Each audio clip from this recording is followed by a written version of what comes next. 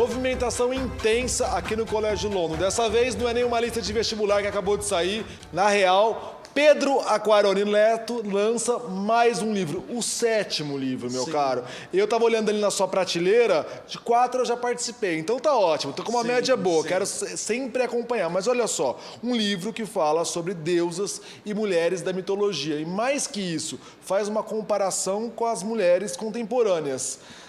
Para onde vai o seu raciocínio quando pensa em escrever um livro sobre mitologia? Olha, a mitologia são sabedorias milenares. É um dos pilares da cultura ocidental.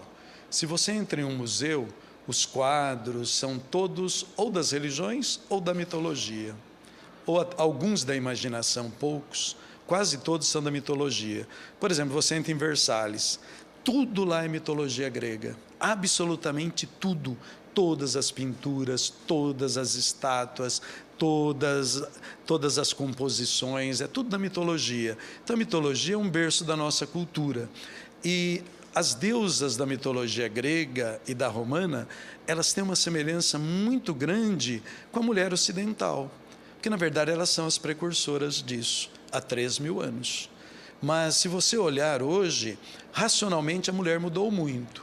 Mas, do ponto de vista de comportamento e do ponto de vista emocional, nós encontramos muita semelhança com as deusas da mitologia. Dá um exemplo de semelhança. Um exemplo de semelhança. Hera ou Juno é a mulher de Zeus. Ele atrai com todas as mulheres e deusas. Ela faz tudo para conservar o casamento. Para ela, o mais importante é conservar o casamento. Por isso, na sociedade de hoje, ainda há mulheres assim. Por outro lado, o oposto, Afrodite ou Vênus. Afrodite ou Vênus era uma mulher totalmente liberada. Ela resolve não ter nenhum filho com o marido, porque ela casou a contragosto. E tem vários filhos com outros deuses e com homens. Então, a mulher mais liberada que as feministas de agora. Um outro exemplo, Penélope. Penélope fica 20 anos tecendo, esperando a volta do marido, Ulisses ou Odisseu. E ainda há mulheres que se dedicam ao único amor e que esperam o retorno daquele amor. Então, são tipos de mulheres. E diria mais, que as mulheres têm várias fases na vida. E, às vezes, em cada fase, elas correspondem a qualidades de alguma deusa e vão mudando. É uma resposta que vira uma aula, uma maravilha.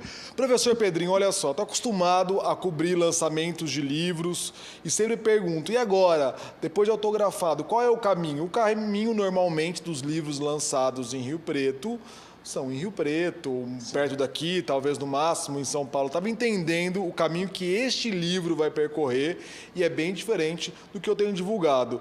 Inclusive sendo publicado em outros países, é isso? Então, esse livro eu consegui um caminho diferente, portas diferentes. Eu fiz um contrato assinado com a Chiado Books. Há poucos autores de mitologia no mundo. Quando vender 3.000 exemplares em língua portuguesa nos 4 países, ele vai ser editado em espanhol e em inglês, será distribuído em todos os países de língua espanhola e de língua inglesa, porque ela tem escritório no mundo todo, né? Então, consegui realmente um caminho muito diferente para esse livro.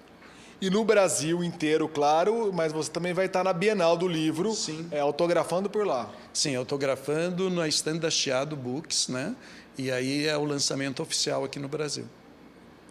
Outra curiosidade, quanto tempo demora? Porque aqui você fala de 36 deusas, ou seja, imagino que para falar delas, você tenha estudado uma a uma. Do momento em que você decide escrever esse livro, e eu venho aqui te entrevistar no lançamento, quanto tempo? 2 meses estudando e 2 meses escrevendo. Porque sobre as deusas eu já tinha um bom conhecimento. Foi só aperfeiçoar aquilo que eu queria escrever em relação à mulher atual. O meu processo eu passo 2, 3 meses pensando, o livro fica pronto na minha cabeça. Quando eu sento para escrever, eu gosto de escrever de madrugada, escrevo a noite toda e escrevo muito, né? Sou um professor de literatura, então tenho facilidade para escrever, é natural.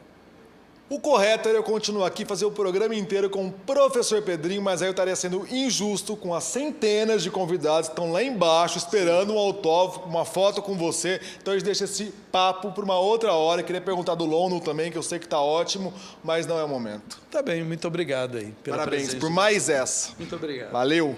Os intelectuais vieram todos, ou pelo menos muitos deles. E um bom representante dessa classe é Romildo Santana, meu caro. Tudo bem? Tudo bem, legal, muito feliz pelo lançamento desse belo livro do Pedro Aquarone Neto. Eu conheço o Pedrinho desde na nascente, o Pedrinho em botão, como ele referiu Exato, no cerimonial que ele fez. Eu dava aula de literatura brasileira no cursinho Filosofia, que era da antiga Faculdade de Filosofia. Aí me chamaram para ser diretor e eu convidei o Pedrinho para me substituir. E foi assim que ele nasceu. Uma pessoa muito generosa como ele é generoso como professor, ele é generoso como escritor, é um cara maravilhoso. Como ele disse, repetindo mais uma vez, né? Ele falou assim, eu não escrevo para professores, eu escrevo por meus alunos. Sei disso. E é bacana mesmo. E esse livro, quando você fala em mitologia greco-romana, você pensa numa coisa distante, né? Difícil de entender. Clássica, né? 500 anos, 600 anos antes de Cristo, né? Mas, na verdade, nós somos a atualização desses mitos. Os mitos são as matrizes genealógicas da psique humana. Então, essa roupa que nós estamos vestindo, esse microfone que está aqui na minha frente, é claro que os gregos não usaram microfone. Não usaram microfone não porque não existisse. O microfone existia, é que não tinha sido inventado. A gente não inventa, né? As coisas não nascem do nada. Do mesmo modo, são as pessoas. Os mitos escrevem a nossa história em quaisquer épocas. Então, independente de religião, de lugar, de tempo, independente de tudo. Bacana também o Pedrinho falar da nossa face criativa, que são as deusas. Mas quando a gente pensa nas deusas, às vezes a gente se engana, porque na verdade ele fala, as deusas representam a feminilidade humana. E isso não é uma coisa de gênero, de homem e mulher, é a feminilidade do ser humano, a feminilidade que habita dentro de mim, habita dentro de você e habita dentro de nós todos. Então, quando ele fala da deusa, ele fala do nosso lado criativo, também do nosso lado vingativo, aquelas coisas que na maior parte das vezes, florescem mais no sexo feminino. Mas não quer dizer que todo ser humano, né, não seja com maiúsculo. Inclusive no livro ele compara essas deusas do passado com a mulher contemporânea. E tem muita ligação, tem muita semelhança. Isso, e com o homem contemporâneo também. A gente vai perceber isso. Quer dizer, quando ele pega aqui a vingança da Medeia, não é só, você entende?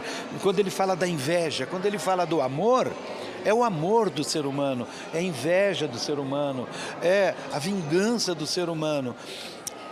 É aquilo que faz com que gente seja gente. É bacana esse livro. Valendo uma noite, se eu bem te conheço. Forte abraço.